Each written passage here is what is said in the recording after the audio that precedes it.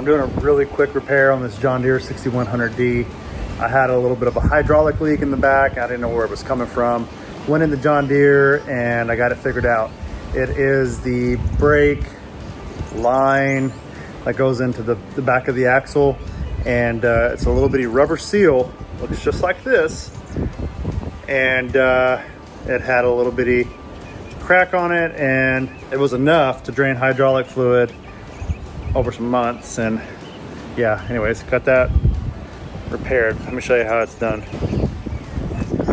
So if you go to the back of the 6100D, you're gonna see these little bitty seals right here, okay? I got the new part from John Deere. It was like $9.87, not a bad price. Pretty simple. I've removed a couple bolts from this thing. One goes right here, like so, and then another one on the other side. And that's what your brakes look like inside of a tractor. If you work on tractors, hopefully you have the equipment to do so, but I got a 1 5/8 socket, which fits perfectly, and you're gonna need to use this to hammer it in. I'll go ahead and take the extra time to take off this rocker arm because it's impossible to get that new seal in there. Let me show you. So go ahead, remove this bolt right here, and that'll kind of give you a straight shot to that seal to hammer it in with a mallet.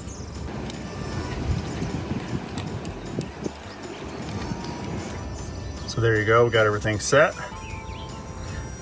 Look at that. So I actually used a 1 3/4 socket. Fits perfect. And hammer it in and tap it lightly and you're good to go. We'll put everything back together.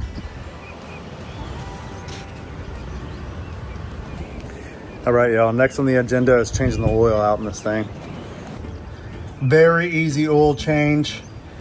The bolt is just below the engine block. The bolt that you'll be using is a 1 1/16. Let's get to it.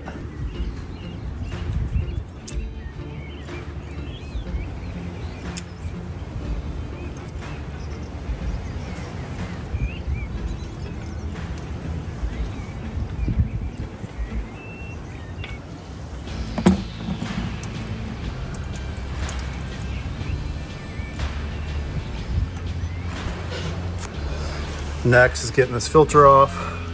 Should be pretty easy to do. I like that everything just goes down and actually pretty clean compared to other oil changes that I've done. For example, on the Ford Power Stroke, the oil goes out horizontally. It's pretty dumb.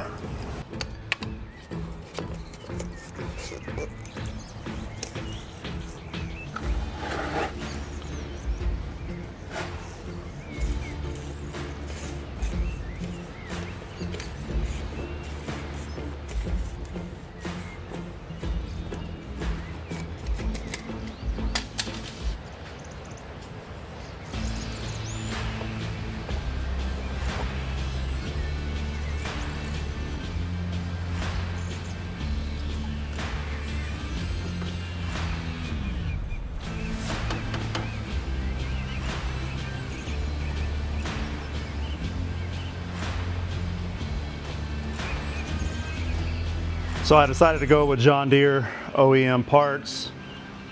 They had a little sale going on, 15% off right now. And the guy who got all the parts from me gave me this nice little book. That way I can kind of pair each one of these filters with the right tractors. That I also mentioned was 15% off. If not, then yeah, let's go.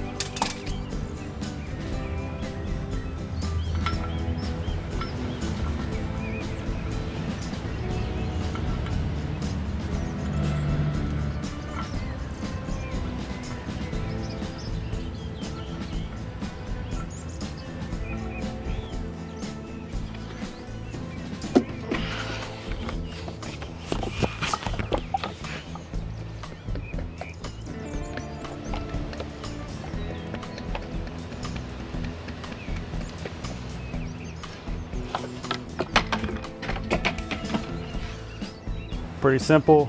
Put the oil here, check your oil level there. We got it full, so we'll move on to the hydraulic filter now.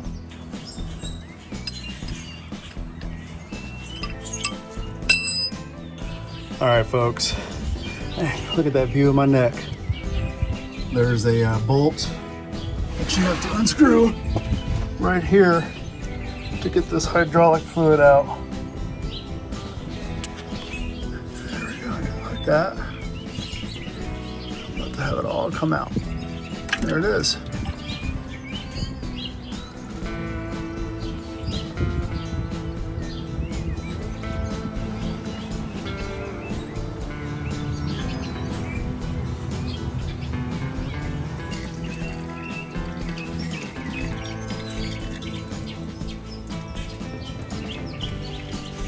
Okay, I'm gonna let that hydraulic fluid drain. I'm gonna go ahead and start working on the hydraulic filter and let that drain into a bucket as well.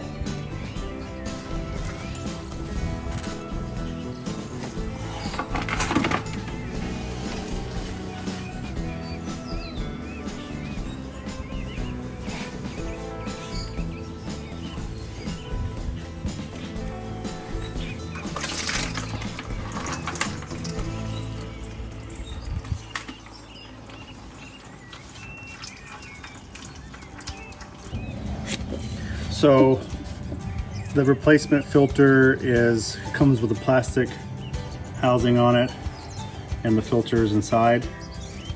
So it's pretty plug and play. Put it up into its compartment and screw it on. So let's do it.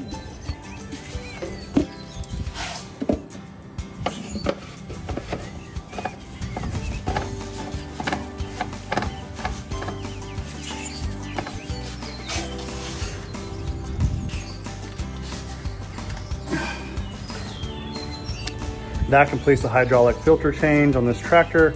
I'm gonna go ahead and put the plug back in and start filling it up with hydraulic fluid.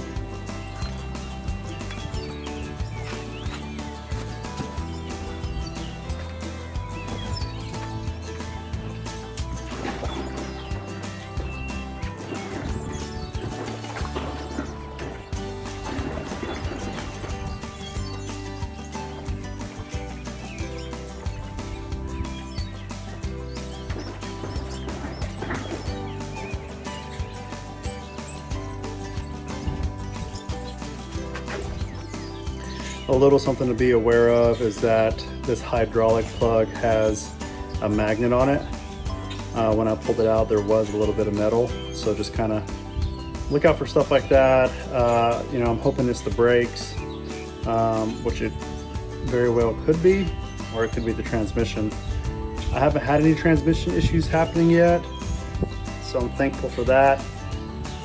I'll keep, you know, I'm just cognizant of everything and check the brakes. The brakes seem a little spongy, so that's also a pretty big repair, but you can see the magnet. Okay, so now I'm in the back of the tractor, and this is where you put the hydraulic fluid in.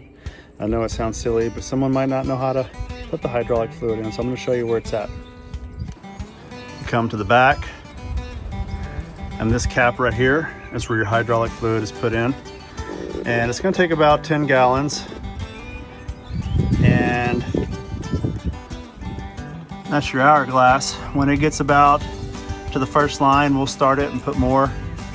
About 10 gallons. I'm gonna say maybe 9.5, but between 9.5 and 10 gallons. So let's fill it up. We're just gonna go ahead and pour all of this 5 gallons into the hydraulic casing.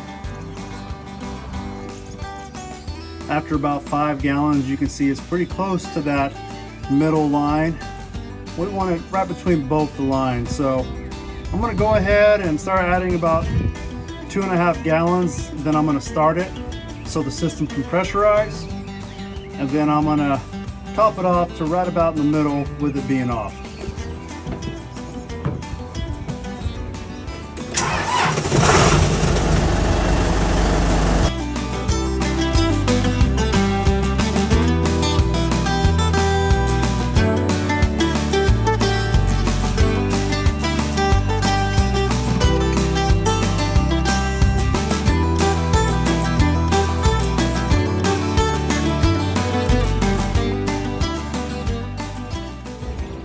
Okay, so you see when I turned the tractor on, the hydraulic fluid dropped significantly.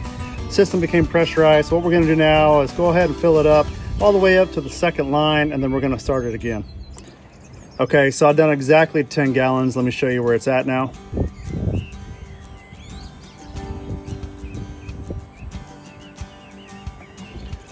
It's just below the second line, so we're gonna go ahead and give it another start. And when it starts, we wanna make sure that the hydraulic fluid stays between both lines.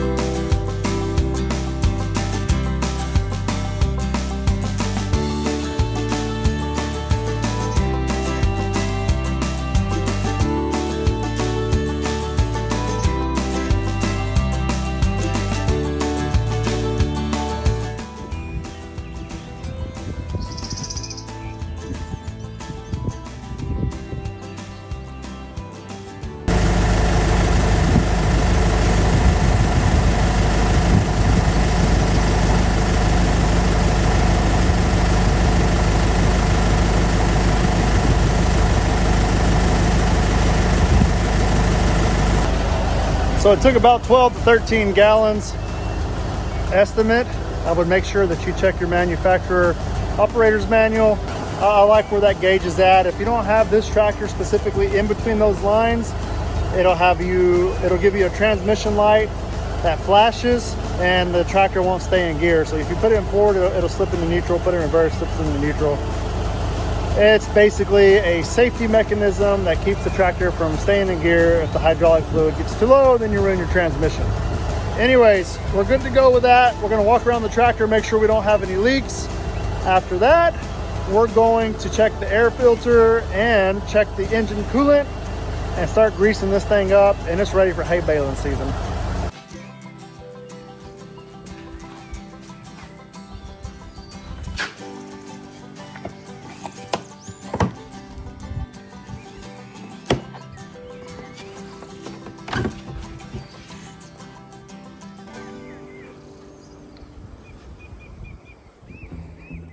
It does need a new air filter, so we'll make sure that we get one ordered and change that out before hay season. We'll check around the radiator, make sure there's no hay buildup in any of that. We also need to change out the fuel filter. I bought both of those and they're in the shop, and we're gonna go ahead and do that right now.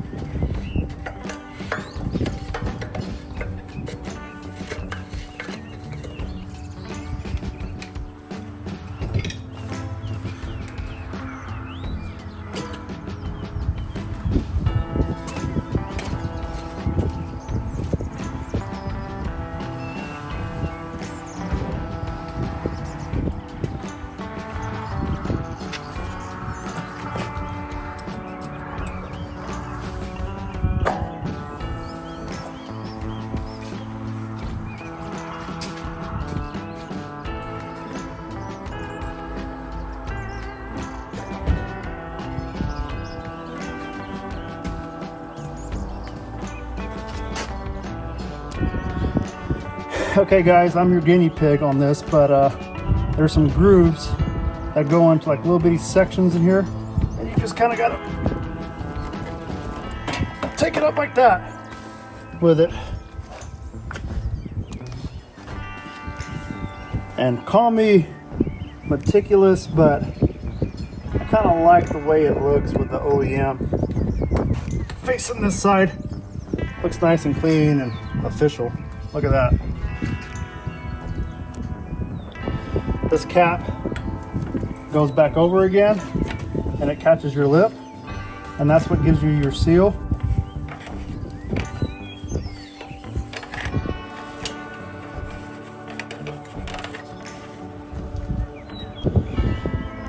Okay, y'all, very weird design.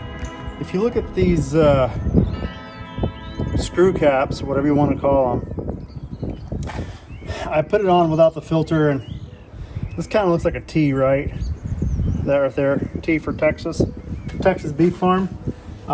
It works a lot easier if you face that T towards the front of the tractor, like so.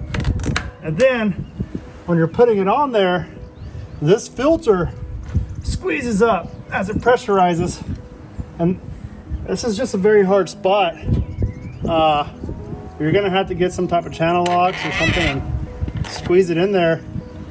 This one's gonna be the hardest. I might have to actually take this one off and put this one on first. All right, so that worked. I took this cap off, this seal cap, and then I used my vice grips and tightened that one on, and then I put on the other one afterwards. But it's crazy how this works, because it kind of seems like it's not tight, but I don't know. We're about to prime it and we'll see how it does. All right, guys, my phone died when I was working on this tractor. I want to show y'all something real quick after we got the filters on. So I'm on the filter side right now. Check it out right behind me. Let me show you something. When the filter is on, both of them secure, you're gonna open up this fuel filter right here, specifically this bleed valve. You open up that bleed valve and you close it back up. Now you walk to the other side of the tractor and you're gonna have to do a hand pump with it closed. It's right there. You push it, push it, push it. Right now it's good.